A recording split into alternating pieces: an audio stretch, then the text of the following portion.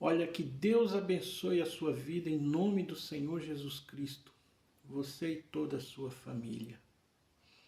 Pessoal, hoje eu trago aqui uma reflexão sobre uma passagem bíblica muito famosa, mas que infelizmente a gente não vê os pregadores pregarem dessa forma que eu vou falar hoje aqui.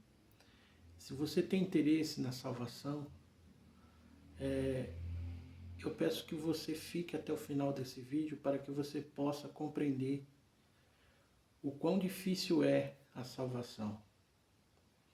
No Evangelho de Lucas, no capítulo 16, do versículo 19 ao 31, Jesus diz assim: Ora, havia um homem rico e vestia-se de púrpura e de linho finíssimo, e vivia todos os dias regalada e esplendidamente.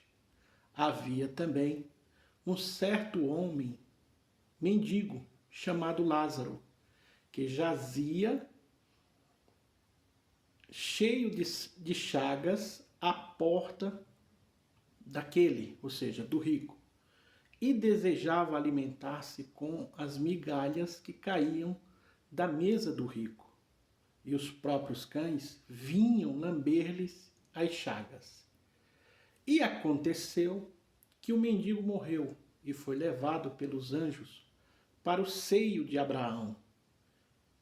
E morreu também o rico e foi sepultado. E no inferno ergueu os olhos e, estando em tormenta, e viu ao longe Abraão e Lázaro no seu seio. E clamando disse: Pai Abraão, tem misericórdia de mim, e manda a Lázaro que molhe na água a ponta do seu dedo e me refresque a língua, porque estou atormentado nestas chamas. Disse, porém, Abraão: Filho, lembra-te de que recebeste os teus bens em tua vida, e Lázaro somente males. E agora este é consolado, e tu atormentado. E além de tudo isto, está posto um abismo entre nós e vós, de sorte que os que quisessem passar daqui para vós não poderiam, nem tampouco os de lá passar para cá. E disse ele: Rogo-te, pois, ó Pai, que o mandes à casa de meu pai, pois tenho 5 irmãos, para que lhes dê testemunho, a fim de que não venham também para este lugar de tormento. Disse-lhe Abraão: Tem Moisés e os profetas, ouçam-nos. E disse ele: Não, pai Abraão, mas se algum dentre os mortos fosse ter com eles, arrepender-se-iam. Porém, ele lhe disse: Se não ouvem a Moisés e aos profetas, tampouco serão persuadidos ainda que algum dos mortos ressuscite.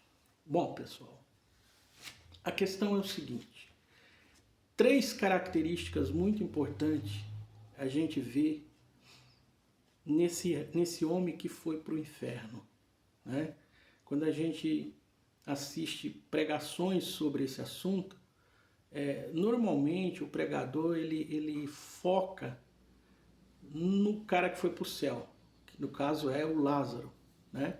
Mas esse homem rico, que Jesus nem cita o nome dele, a gente percebe 3 características muito importantes que vale a pena a gente observar e meditar sobre isso, que é muito importante que nós venhamos entender, né, como que funciona o mundo espiritual. Bom, a primeira característica que a gente percebe nesse homem é que ele é um homem caridoso, né? A Bíblia diz que ele era um homem rico, né? Muito rico, que vivia esplendidamente, etc. E ele tolerava um mendigo lá na porta dele todos os dias, porque Jesus não fala que o mendigo passou pela porta dele.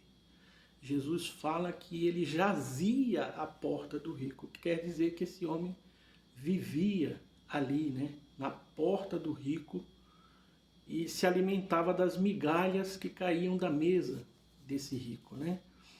Tem algumas pessoas que dizem, mas é porque ele só dava as migalhas para o homem e tal, mas não tem nada a ver. Primeiro, qual rico que tolera um mendigo na porta todos os dias? Esse é o primeiro ponto. Segundo ponto, qual mendigo que vem à porta de um rico, ou seja, quem for, pedir alguma coisa, não recebendo, ele volta, né?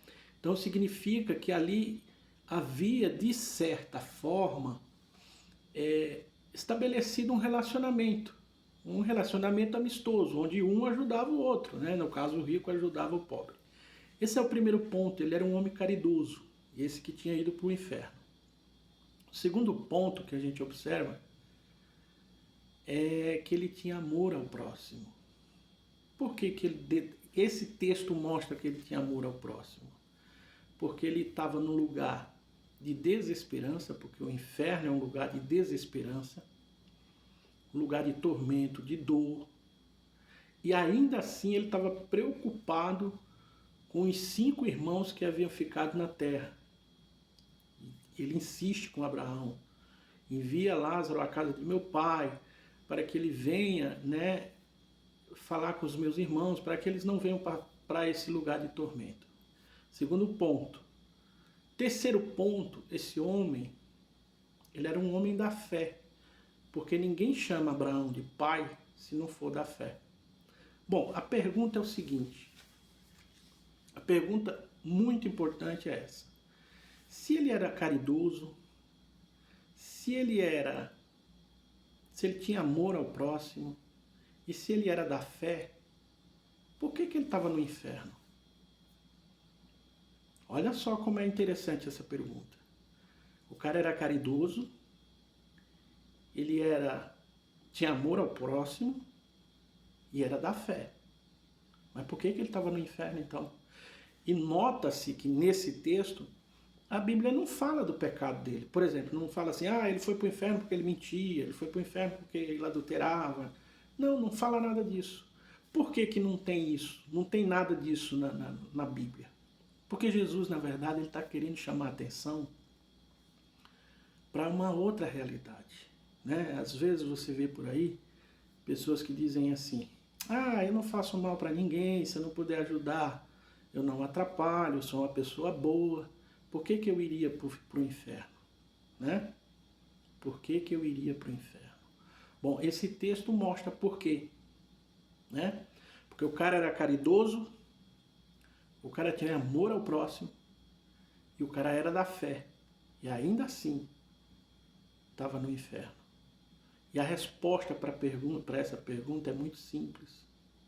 Por que ele estava no inferno? A resposta é muito simples.